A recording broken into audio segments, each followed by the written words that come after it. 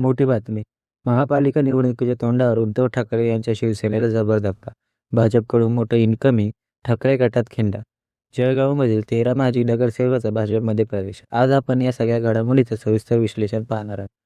राज्यात पुढील काही दिवसात स्थानिक स्वराज्य संस्थेच्या निवडणुका होणार आहेत. या पार्श्वभूमीवर राजकीय हालचालींना वेग आला आहे.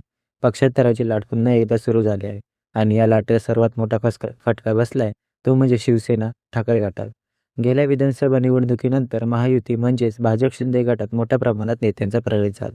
अनेक दिग्गज नेते आणि कार्यकर्ते महाविकास आघाडी सोडून थेट महायुतीत दाखल झाले. आता या इन्कमिंगच्या मालिकेत सर्वाधिक धक्का ठाकरे गटाला बसला आहे.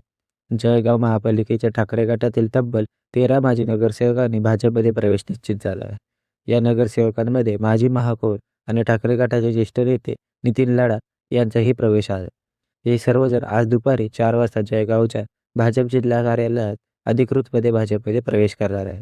या कार्यक्रमाला मंत्री गिरीश महाजन उपस्थित राहणार आहे.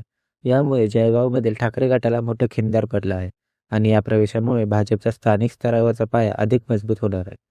महापालिका निवडणुकीच्या अगदी तोंडावर ठाकरे गटासाठी हा मोठा धक्का मानला जातो. अनेक दिवसांपासून या नगरसेवकांच्या प्रवेशाबाबत चर्चा सुरू होती, पण मुहूर्त मिळत नव्हते. आता शेवटी तो मुहूर्त आज ठरला आहे. दरम्यान भाजपने फक्त ठाकरे गटालाच नाही तर काही ठिकाणी आपल्या मित्रपक्षांनाही धक्का दिला आहे. शिंदे गट आणि अजित पवार गटातील काही नेत्यांनीही भाजपमध्ये प्रवेश केल्याने नाराजी वाढली आहे.